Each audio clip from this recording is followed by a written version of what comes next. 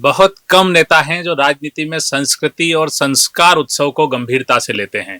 बदलती हुई राजनीति में आज के दौर में देश के भविष्य के लिए काम करते हैं। वे पैराशूट नेता नहीं हैं, एक एक सीढ़ी चढ़कर आगे बढ़े। जमीनी नेता हैं, अखिल भारतीय विद्यार्थी परिषद, फिर भाजपा युवा मोर्चा, फिर संगठन मंत्री और राजधानी भोपाल के जिला अध्यक्ष हैं। वे भाजपा उत्सव प्रकोष्ठ के प्रदेश संयोजक भी रहे हैं। ऐसे ही जमीन से जुड़े नेता भाजपा भोपाल के जिला अध्यक्ष और भोपाल की सबसे बड़ी सामाजिक संस्था कोलार हिंदू उत्सव समिति में सचिव, कोलार व्यवसायी महासंघ और सरदार वल्लभ भाई पटेल धार्मिक महोत्सव समिति के संस्थापक हैं रविंद्र यति जी। इसके अलावा वे 2007 से नगर पालिका में पार्षद हैं। वर्तमान में नगर निगम भोपाल में महापौर सदस्य एवं MBM महाविद्यालय की जन भागीदारी में अध्यक्ष हैं। पॉलिटिक्स वाला के खास शो राजनेता में इस बार ऐसे ही जमीनी नेता रविंद्र यति आज हमारे साथ हैं। रविंद्र जी, आपका पॉलिटिक्स वाला में बहुत स्वागत है। धन्यवाद। आपके प्रोफाइल में बात यहाँ से शुरू करते हैं जहाँ से मैं देखता हूँ कि खंडवा का बड़ा जिक्र आता है जी। क्या नाता है आपका खंडवा से, जबकि आप तो भोपाल से हैं? खंडवा और निमाड़ से बहुत गहरा रिश्ता है। जब माननीय दिग्विजय सिंह जी की सरकार थी, कांग्रेस की सरकार थी प्रदेश में 90 के दशक का, तो लगभग 97 से 2001 तक मैं खंडवा में पुड़काली कार्यकर्ता के रूप में विद्यार्थी परिषद का संगठन मंत्री के रूप में मैंने खंडवा, खरगोन, बड़वानी और बुरहानपुर इन क्षेत्रों में लंबे समय तक कार्य किया है। लगभग वहाँ के हर पंचायत और हर 10वीं तक के विद्यालय में मेरा प्रवास होता था और पूरा समय देकर वहीं मैं निवास करके संगठन का कार्य करता था। मैं देख रहा हूँ कि सन 90 से आप राजनीति में सक्रिय हैं, लगभग 35 साल तो ये दिखाई दे रहे हैं। जब आपके पास प्रभार था खंडवा का, तो किस उम्र में आप राजनीति में आ गए थे? इसको देख के ऐसा लगता है कि बहुत कम उम्र में आप इस सब में सक्रिय थे। जी, मैं लगभग जब मैं विद्यार्थी था 9th-10th का, तब से ही हमारे स्कूल के जस्ट पीछे संघ की शाखा लगती थी जी। तो मैं स्कूल सुबह मॉर्निंग में, सुबह प्रातः काल में शाखा जाता था। तो उस समय से सामाजिक सोच बढ़ने लगी और राष्ट्र के प्रति विचार आने लगे। जो संघ का एक व्यवस्था है कि व्यक्ति का निर्माण करते हैं। उसी दौरान मेरा संपर्क विद्यार्थी परिषद से, जब मैं 12th में आया, मेरा विद्यार्थी परिषद संपर्क आया और मैं लगातार फिर विद्यार्थी परिषद, जैसा फिर आपने बताया, फिर युवा मोर्चा और अभी भाजपा में कार्य कर रहा हूँ। संघ की कौन सी एक लाइन थी जिससे आपको लगा कि मुझे मतलब इस दिशा में आगे बढ़ना चाहिए?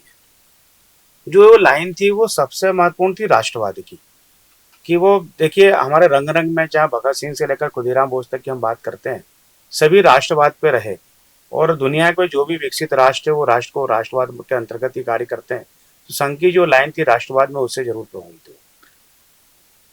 संघ की राष्ट्रवाद की लाइन से आप प्रभावित हुए। अभी फिलहाल में वर्तमान में संघ को लेकर, मतलब संघ अब 100 साल का होने जा रहा है, आपको क्या लगता है कि संघ ने क्या क्या बदलाव किए इन पिछले 35-40 सालों में, जब से आप उससे जुड़े हुए हैं? मुझे लगता है कि जो 100 साल नहीं, 200 साल नहीं, 300 साल नहीं, 500 साल से इस भारत में उसकी आवश्यकता थी। चाहे वो राम मंदिर के निर्माण का मामला हो और उस आंदोलन का मामला हो, या कश्मीर में 2 निशान 2 विधान 2 प्रधान की जो चल रही थी, उस व्यवस्था को बदलकर 370 समाप्त करने का मामला हो, या जो एक इस देश में एक राष्ट्रवादी विचारधारा की पार्टी के सरकार का मामला हो, या युवाओं को इस देश से जोड़ने के प्रति, संस्था के प्रति का जो मामला हो, इसमें भारी अंतर देखने को मिलता है और इस संघ के कारण ही इसमें भारत को सफलता मिली। आप खंडवा में रहे और जिस दशक की आप बात कर रहे हैं 90 से 95 तक तो वो दशक कांग्रेस के सरकार का था, दिग्विजय सिंह जी का कार्यकाल था। और खंडवा, जहां तक मैं इसको समझ पा रहा हूं, तभी से सिमी का सेंटर रहा, सिमी का गढ़ रहा और वहां से संघ की शाखाएं या अखिल भारतीय विद्यार्थी परिषद या राष्ट्रवाद की बात करना कितनी मुश्किल आती रही होगी खंडवा में उस दौर में? इसको थोड़ा बताएंगे, कोई किस्सा हो उस समय का ऐसा? मुझे लगता है कि ये जो आपने प्रश्न किया है, ये आज के परिवेश में इसकी आवश्यकता बहुत है। खंडवा मुंबई और दिल्ली के बीच का सेंटर, बिल्कुल। और दिग्विजय सिंह के शासनकाल में, उससे पहले नहीं, दिग्विजय सिंह के शासनकाल में जो गैर राष्ट्रवादी ताकतें थी, जो सिमी से जुड़ी हुई, एक एग्जाम्पल आपने जो दिया, जी। उनका वो खंडवा केंद्र बिंदु बन गया और उनको सींचा गया, उनको जल पानी दिया गया। और जब मैं वहाँ पूर्णकालिक रूप में कार्य करता था, उस दौरान मैं देखता था कि जब चाहे तब दंगा हो जाता था और वहाँ पे कई आतंकवादी मारे भी गए और जेल से छूट के भगे भी। ये मुझे तो ऐसा लगता है कि सिमी का वो खंडवा केंद्र बिंदु हो गया था दिवेश के शासनकाल में, वो मुख्यालय हो गया था और उसका नुकसान पूरे प्रदेश को इसकी बदनामी के रूप में झेलना पड़ा। वैसे में आपके लिए संघ का काम करना कितना मुश्किल रहा होगा, ये कुछ आप बता पाएंगे कि उस समय कोई ऐसा किस्सा रहा हो? विद्यार्थी परिषद में कार्य करते हुए ध्यान आता था कि सिमी का नेटवर्क विद्यालय, महाविद्यालय, विद्यालय तक वहां पे फैल चुका था खंडवा में पूरी तरह से। और उसी बीच में ये लोग क्या माइंड डाइवर्ट करते हैं और विचार के रूप में उसको डालते हैं, देश के खिलाफ कार्य करने का। वो एकदम से जो यूथ रहते हैं 16, 17, 18 साल के, सिमी ज्यादा देखेंगे कि आप उनके बीच में काम करता है और विद्यार्थी परिषद भी यूथ के बीच में काम करता है, विद्यार्थियों के बीच में काम करता है। तो वैचारिक रूप से हम लोगों ने बहुत परिवर्तन लाने का कार्य किया कि नहीं, ये राष्ट्र के खिलाफ है। और कहीं ना कहीं उस नेटवर्क को तोड़ने में विद्यार्थी परिषद और संघ परिवार की विचार परिवार की बड़ी भूमिका है। मुझे याद आता है कि चोरल में ही शायद, जो उसी बेल्ट में है निमाड़ के, वहां पे एक सिमी का और सफदर नागौरी से जुड़े लोगों का बड़ा कैंप ध्वस्त किया था और वो भारतीय जनता पार्टी की सरकार में 2007-8 की बात रही होगी। अभी वर्तमान में 20-22 साल से हम लोग मध्य प्रदेश में भाजपा की सरकार है, सिमी जैसा नेटवर्क तो खत्म हो चुका है, उस तरह की चीजें नहीं है, लेकिन फिर भी अब नए रूप में चीजें सामने आ रही है कि जैसे ड्रग माफिया सक्रिय हैं, भोपाल में भी सक्रिय हैं, इंदौर में बड़ागढ़ है और इंदौर से भोपाल और उसी रूट से खंडवा से होते हुए। इसको लेके आप क्या सोचते हैं कि ये कैसे, मतलब क्या दूसरे तरीके से काम करना शुरू किया है? इसमें भी ज्यादातर इसी तरह के सिमी से जुड़े हुए लोग मान लीजिए या मुस्लिम लोग सामने आ रहे हैं, तो ड्रग को लेके आपका क्या लगता है? देखिए, मेरा कहना है कि एक से देश की जो गैर राष्ट्रवादी शक्तियां हैं, जो ताकतें हैं, वो अलग अलग रास्ते निकालती है, लेकिन उनका दुर्भाग्य तब हो जाता है जहां पर भाजपा की सरकार होती है और वो जो लंबा खेल ना खेलते हुए समय रहते वो पकड़ा जाते हैं। मैं बड़ी ईमानदारी से एक बात कहना चाहूंगा आपसे कि अगर निश्चित तौर पर अगर ये कांग्रेस की सरकार यहाँ पे होती तो किसी भी ड्रग माफिया पर, किसी भी उस पर एक तरह की कार्रवाई जो भाजपा सरकार, डॉक्टर मोहन यादव की सरकार ने किया, निश्चित तौर पर वो नहीं करती। कोई नहीं पकड़े जाते, कोई जेल नहीं जाते। आज आप देख रहे हैं कि किसी को भी माफ नहीं किया जा रहा है, चाहे कोई भी हो, कितना बड़ी ताकत उसकी हो, उसको ध्वस्त किया जा रहा है। लेकिन जो अभी ये भोपाल का ही मामला लेते हैं कि ड्रग माफिया, मतलब मछली परिवार की जो बात आ रही है, ये 20 साल, मतलब 100 करोड़ की जमीन की बात आ रही है कि जिस पे कब्जा कर लिया। तो ये कैसे इतने साल तक कब्जा कर पाए, जबकि 20 साल से हम देख रहे हैं कि भारतीय जनता पार्टी की सरकार है, लेकिन राजधानी में ये कैसे संभव हो पाया? मैं ये तो नहीं कहूंगा कि संभव हो पाया, संभव होता तो ये आगे भी करते रहते। निश्चित तौर पर इस भाजपा की सरकार में ही ये पकड़े जाते हैं और इन पर कठोर कार्रवाई होती है।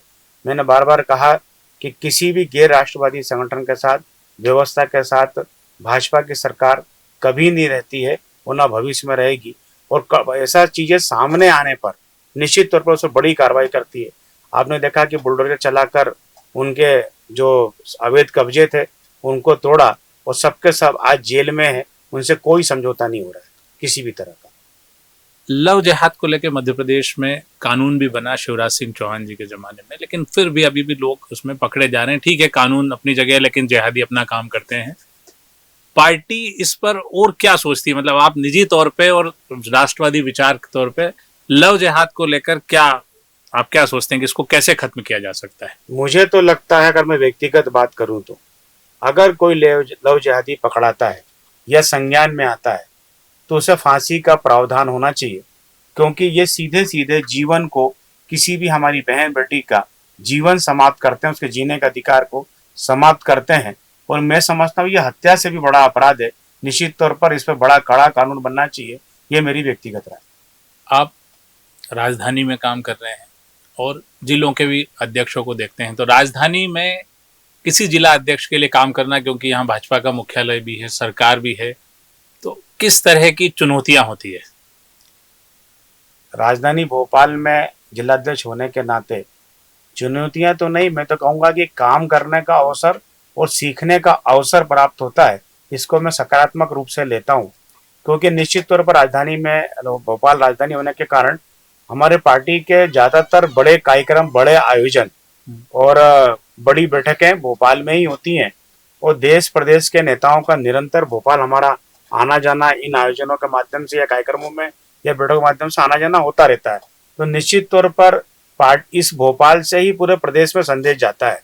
तो अगर भाजपा के संगठन की अगर बात करता हूं मैं भोपाल की, तो 5,75,000 हमारे भाजपा के से अधिक हमारे भाजपा के प्राथमिक सदस्य हैं और अलग अलग मोर्चे प्रकोष्ठों के माध्यम से हमारे हजारों की संख्या में कार्यकर्ता काम करते हैं। तो एक बड़ा संगठन के रूप में भोपाल काम करता है।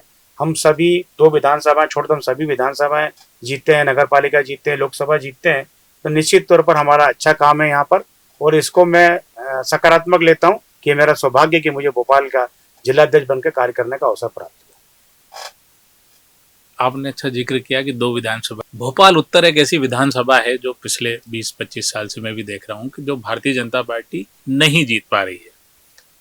आपको क्या लगता है कि वहां क्या कमी रह जाती है कि हम जीत नहीं पा रही भारतीय जनता पार्टी उस सीट को? कई प्रयोग किए वहां पर। हम एक बार जीते हैं उत्तर को, मध्य को 2 बार जीते हैं जी, लेकिन जिलाध्यक्ष बनने के बाद और भारतीय जनता पार्टी के वरिष्ठ नेतृत्व के सहयोग से, उनके आशीर्वाद से, वो कार्यकर्ताओं की दम पर आप देखिएगा इस बार के परिणाम को कि उत्तर और मध्य दोनों जीतेंगे और पुराने इतिहास को हम तोड़ने का प्रयास नहीं करेंगे, सफल होंगे। मध्य की जो सीट है वो एक हाई प्रोफाइल सीट है इस हिसाब से कि वहां रहने वाले लोग काफी मतलब पॉश कॉलोनियां भी है, उसमें भाजपा का गढ़ भी है, भाजपा का कार्यालय भी उसी इलाके में आता है। उसके बावजूद ठीक है, उत्तर में समझ में आता है कि अलग तरह का समीकरण है, लेकिन मध्य में क्या गड़बड़ियां हैं या क्या कमियां हैं कि उसमें भी 2 बार से हार हासिल हो रही है? निश्चित तौर पर कुछ कारण हो सकते हैं और जो भोपाल मध्य के कांग्रेस के प्रत्याशी हैं वो प्रोपेगेंडा ज्यादा खड़ा करते हैं और उनके बारे में सबको सब पता है कि किस तरह का उनका आचरण और व्यवहार है और किस तरह से राष्ट्र विरोधी गतिविधियों में लिप्त भी पाए जाते हैं और समय समय पर इन पर कार्रवाई भी हुई है। क्या कारण है इस पर तो विचार करेंगे ही, लेकिन आने वाले चुनाव में मैं आपको इस माध्यम से कहना चाहता हूं कि मध्य विधानसभा हम भारी बहुमत से जीतने वाले हैं। मध्य विधानसभा में दर्शकों के लिए बता दूं कि कांग्रेस के आरिफ मसूद 2 बार से विधायक हैं। आपने कहा कि वो राष्ट्र विरोधी गतिविधियों में शामिल है, तो क्या ऐसी किसी आप पड़ताल में हैं और कभी इस पर एक्शन की उम्मीद करें हम? बिल्कुल, क्योंकि भाजपा का और आपका भी कहना है कि जो भी राष्ट्र विरोधी हो, जो भी, अब आप कह रहे हैं कि एक विधायक हैं आरिफ मसूद कांग्रेस के भोपाल मध्य से, क्या राष्ट्र विरोधी गतिविधियां आपको लगती है और क्या उस पर एक्शन? देखिए उनका एक महाविद्यालय है जो बड़े तालाब किनारे है, क्या नाम है शासकीय उसका? जमीन पर उनका विद्यालय चलता है जी, उस पर ये भी मैं अगर शासकीय जमीन पर कब्जा होकर भी कोई अपना विद्यालय महाविद्यालय चलाता है, मैं इसको भी राष्ट्र विरोधी गतिविधि के अंतर्गत ही मानता हूँ जी, और उस पर भी मध्य प्रदेश सरकार ने कार्रवाई करी उसको तोड़ने के लिए। जो चीज संज्ञान में आएगी, जो गैर कानूनी होगी, जो राष्ट्र विरोधी होगी, निश्चित तौर पर उस पर भाजपा सरकार एक्शन लेगी। एक भाजपा में मैंने देखा जिसमें आप प्रदेश संयोजक रहे हैं, उत्सव प्रकोष्ठ, ये मतलब दर्शकों के लिए और हमारे लिए भी कई तरह के प्रकोष्ठ हम देखते हैं, लेकिन उत्सव प्रकोष्ठ, तो ये जानना जरूरी है कि उत्सव प्रकोष्ठ करता क्या है? देखिए उस समय मैं प्रदेश संयोजक था, माननीय प्रभात झा जी, स्वर्गीय प्रभात झा जी प्रदेश अध्यक्ष थे। पार्टी के माध्यम से जो प्रदेश भर में मेले लगते हैं, आप देखेंगे कि छोटे छोटे कस्बे से लेकर बड़े बड़े जगहों तक मेले लगते हैं, बड़े बड़े आयोजन होते हैं और हमारे त्यौहार आते हैं, रामनवमी आती है, जन्माष्टमी आती है, जो होली आती है, बड़े बड़े त्यौहार आते हैं। इन त्योहारों के आयोजन भारतीय जनता पार्टी के मंच पे हो, बैनर तले हो, वो कार्यकर्ता इस कार्य में लगकर समाज के साथ कनेक्ट हो, वो धार्मिक माहौल बने, राष्ट्रवादी माहौल बने, इसके लिए कार्य करते हैं। भोपाल नगर निगम ने स्वच्छता मिशन में 2रा स्थान हासिल किया है, आपको उसके लिए बधाई। लेकिन आपको लगता है क्या कि भोपाल नगर निगम स्वच्छता में जो हासिल करना था वो कर पाया? जी बिल्कुल लगता है। देखिए 4,500 से अधिक भारत के शहरों ने उसमें पार्टिसिपेट किया था और लगातार लगभग आज मैं कह सकता हूं कि देश के लोकप्रिय प्रधानमंत्री नरेंद्र मोदी जी के प्रधानमंत्री बनने के बाद स्वच्छता को लेकर पूरे देश में एक जन जागृति आई है। तो लगभग हर शहर, हर कस्बा आज स्वच्छ रहता है। उस स्वच्छता में भी 4,500 लोग शहर भाग लेते हैं, उसमें अगर भोपाल दूसरे नंबर पर आता है तो ये मेरे भोपाल के वासियों के लिए, मेरे लिए भी एक एमआईसी सदस्य होने के नाते, और सीवेज में 7 स्टार आता है जिस विभाग का मैं मुखिया हूँ, और जल गंगा संवर्धन में मध्य प्रदेश में पहला स्थान आता है जिसका मैं प्रभारी हूँ भोपाल नगर निगम में। इसलिए मुझे गर्व होता है कि इतने टफ कंपटीशन में हम दूसरे नंबर पर आए हैं, तो निश्चित तौर पर हमारे लिए गर्व का विषय है। लेकिन अगली लड़ाई हम 1 नंबर की लड़ रहे हैं और निश्चित तौर पर अगली बार हम पहले नंबर पर आए।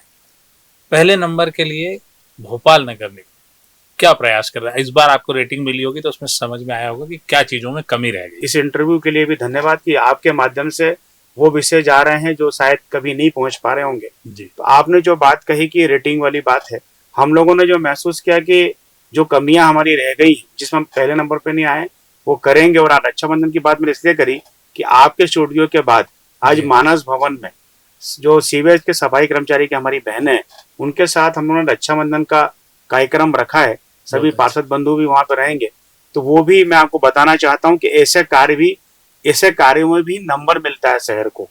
तो बिल्कुल। जो जो हमारी कमियां रह गई हैं और जहां हम कनेक्ट नहीं हो पाए, इस बार कनेक्ट होंगे। और मैं आपसे कहना चाहता हूं कि अगली बार निश्चित तौर पर हम पहले नंबर। निश्चित तौर पर भोपाल नगर निगम स्वच्छता में पहले नंबर पर आएगा तो पूरे भोपाल वासियों को खुशी होगी, क्योंकि यहाँ से 180 किलोमीटर दूर इंदौर लगातार 8 बार से स्वच्छता में नंबर 1 बना हुआ है। तो भोपाल को भी इसमें उम्मीद लगती होगी। आप स्वयं के तौर पर भविष्य के भोपाल की राजनीति को किस रूप में देखते हैं? मतलब भारतीय जनता पार्टी के नजरिए से, आपके खुद के नजरिए से। बहुत अच्छा सवाल किया आपने।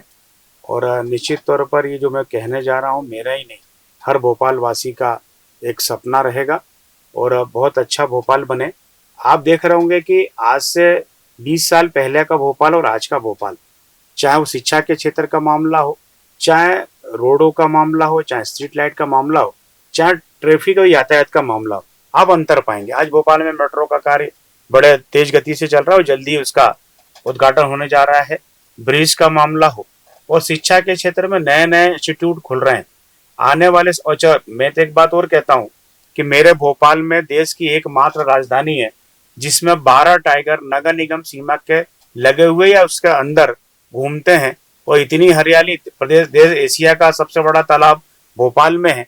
मैं मेरे भोपाल के हर, चाहे पेड़ पौधे हो, चाहे रोड हो, और चाहे वहाँ के रहवासी हो, मैं उन पर गर्व महसूस करता हूँ। और आज एक बात कहना चाहता हूँ कि आप देश में कहीं भी जाइए और हम कहते हैं हम भोपाल से हैं, तो उसके बात करने का लहजा बदल जाता है कि यार आपका भोपाल शहर तो बहुत सुंदर है, झीलों की नगरी है, ताल तलैयों की नगरी है, और वहाँ के रहवासी भी बहुत शांत है, वहाँ लूट डकैती ना के बराबर होती है। तो गर्व होता है। और आने वाले समय में मैं चाहूंगा कि जीरो क्राइम हो भोपाल में और सब वातावरण बहुत अच्छा हो। इतना ही कहना चाहिए। अच्छा, आपने जिक्र किया तो भोपाल नगर निगम ने अभी एक प्रस्ताव पास किया है कि हमीदुल्ला खान जो भोपाल के नवाब रहे, उनके नाम पर जो भी स्कूल, कॉलेज या हॉस्पिटल हैं उनके नाम बदले जाएंगे। इसके पीछे क्या सोच है? उस नगर निगम में सभी की बात नहीं हुई है, उसमें हमीदिया, उस प्रस्ताव में हमीदिया महाविद्यालय, हमीदिया कॉलेज, उसकी अस्पताल की बात हुई है जी। तो उस पर नगर निगम में सर्वसम्मति से और भाजपा ने बहुमत के आधार पर इस प्रस्ताव को पारित किया है कि उसका नाम बदला जाए, तो मैं भी उनका समर्थन करता हूँ। कुछ नेता जैसे बोलते हैं कि अभी मैंने उसी में सुना था कि हमीदिया नाम से जितनी चीजें हैं सब बदली जाएगी क्योंकि नवाब जो थे वो गद्दार थे। तो ये आप थोड़ा सा इसको विस्तार से बताएंगे कि क्या पास करने के पीछे कारण क्या था? देखिए, ताकि सबको पता लगे। किसने क्या बोला ये नहीं पता, लेकिन जब भारत आजाद हुआ, सरदार वल्लभ भाई पटेल जब देश के गृह मंत्री बने, तो आप इतिहास पढ़ेंगे कि कुछ स्टेट थी जो उसका विरोध कर रही थी और पाकिस्तान में जाने की बोल रही थी जी। कि हम पाकिस्तान के साथ जाएंगे। उसमें से एक भोपाल के नवाब भी थे। इसको मैं नहीं कह रहा हूँ, ये इतिहास कह रहा है और ये व्यवस्था बता रही है। हमने किताबों में भी पढ़ा है कि भोपाल के नवाब उसका विरोध कर रहे थे कि मैं भारत के साथ नहीं आऊंगा, पाकिस्तान के साथ जाऊंगा। अब इन नवाब को अलग अलग नजरिए से देखने वाले देखते हैं, लेकिन मैं एक अच्छे राष्ट्रवादी नवाब के रूप में इनको मैं नहीं देखता। भोपाल में एक व्यापारी प्रकोष्ठ, शायद ऐसा ही कुछ है, जिसके आप अध्यक्ष हैं।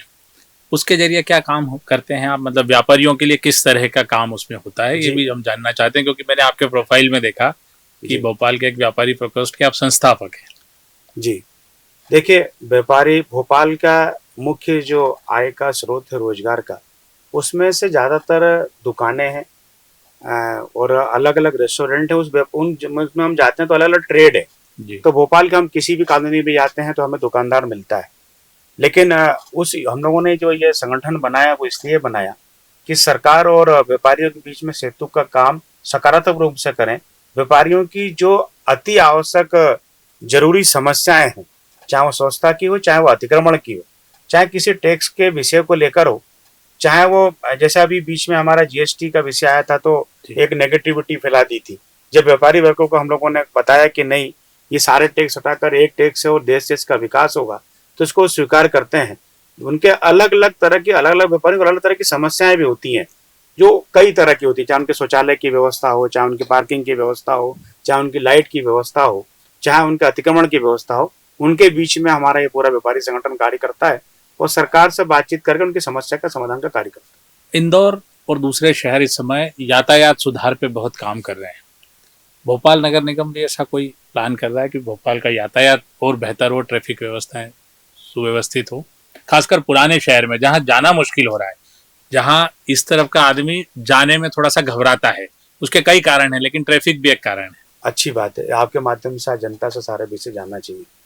भोपाल में नगर निगम ने जो प्लान किया, चूंकि आपने नगर निगम कहा, जी तो मैं एक ईमानदारी से इस बात को कह सकता हूँ कि जो रोडों पर ठेले लगते थे हमारे गरीब भाइयों के, जी तो राज्य और केंद्र सरकार की कई योजनाएं इन लोग के लिए आई। जैसे भारत सरकार की मुद्रा योजना आई, उसके रेहड़ी योजना आई, उस माध्यम से उनको दिलाकर और उनको दुकानों में शिफ्ट करना या छोटे छोटे हाकर बनाकर, हाकर कॉर्नर जहाँ अपन आपका हमारा यहाँ पे ऑफिस है, तो सामने ही हाकर कॉर्नर है। तो देखते होंगे कि ठीक है, जो पहले जाम होता था, क्योंकि मेरा जन्म स्थान भी यही इलाका है, तो आज तुलना करता हूँ कि रोड तो उतनी चौड़ी भले होगी, भले वो बड़ी नहीं हुई होगी, लेकिन जब ज्यादा ट्रैफिक जाम होता था, आज उसका अनुपात में हमारा 10% ही बच गया है। तो ट्रैफिक और व्यवस्थाओं को लेकर, और क्योंकि बहुत पुराना भोपाल बहुत घनत्व है, उसी में हम लोग जगह निकालकर हाकर की योजना बना रहे हैं और ट्रैफिक पुलिस से बात करके हम अलग अलग पार्किंग की व्यवस्था भी कर रहे हैं, जगह निकाल कर। आप शहरी क्षेत्र में जाएंगे तो हम लोगों ने कई पार्किंग क्षेत्र बनाए हैं। न्यू मार्केट में मल्टी लेवल पार्किंग बनाई है, एमपी नगर में बनाया है। तो इस तरफ भी नगर निगम भोपाल निरंतर कार्य करता रहता है। एक आखिरी सवाल, आप अखिल भारतीय विद्यार्थी परिषद से भी जुड़े रहे हैं और बड़े समय से मांग चल रही है कि महाविद्यालयों में चुनाव होने चाहिए, जो लंबे समय से बंद है। आपको क्या लगता है इसमें? मुझे लगता है कि इस देश में अच्छी लीडरशिप के लिए छात्र संघ चुनाव होना चाहिए, और शायद यही विद्यार्थी परिषद की भी मांग रहती है, क्योंकि हम भी छात्र राजनीति से आए, छात्र संघ अध्यक्ष चुनाव पूर्व में। छात्र संघ चुनाव होना चाहिए जो भारत को एक अच्छे लीडर दे। आज देश में जितने भी बड़े बड़े लीडर हैं, हम किसी का भी नाम लेते हैं, माने राजनाथ सिंह जी का ले लें, सुषमा स्वराज जी का ले लें, मध्य प्रदेश में माने शिवराज जी का ले लें, डॉक्टर मोहन यादव जी का ले लें, बिल्कुल, तो सबके, चाहे विभूषण शर्मा जी का ले लें, कोई भी हो, आप देखेंगे तो सब छात्र राजनीति से आए हुए, चाहे छात्र संघ अध्यक्ष रहे या यूनिवर्सिटी प्रेसिडेंट रहे, तो निश्चित तौर पर एक लीडरशिप की आवश्यकता है। और वो रॉ मटेरियल जो लीडरशिप का वो कॉलेज कैंपसों से ही निकलेगा। इसलिए छात्र संघ चुनाव का मैं तो समर्थन करता हूँ। आप इसके लिए कोशिश करेंगे आगे? बिल्कुल, जिस भी प्लेटफॉर्म पे बात रखनी मैं एक जिलाध्यक्ष होने के नाते जब भी जहां मौका मिलेगा मेरी पार्टी के शीर्ष नेतृत्व से बात करने का, मैं निश्चित तौर पर कहूंगा कि छात्र संघ चुनाव होने चाहिए। और मुझे लग रहा है कि विद्यार्थी परिषद की भी मांग है कि छात्र संघ चुनाव हो। तो आज हमने बात की भारतीय जनता पार्टी भोपाल के जिला अध्यक्ष रविंद्र यति जी से। कई विषयों पर उन्होंने खुलकर हमसे बात की। राजनेता शो में हम आपको अगली बार फिर ऐसे ही किसी राजनेता से मिलवाएंगे जो खुलकर बात कर सके, जमीनी तौर पर चीजें रख सके। राष्ट्रवादी विचारधारा की बात रविंद्र यति जी ने की है। हम इस पे उनसे दोबारा कभी फिर बात करेंगे 5-6 महीने बाद, और उनसे समझेंगे कि चीजें किस तरफ जा रही है समाज में। रविंद्र जी, हमारे शो में आने के लिए आपका बहुत बहुत धन्यवाद, शुक्रिया। धन्यवाद।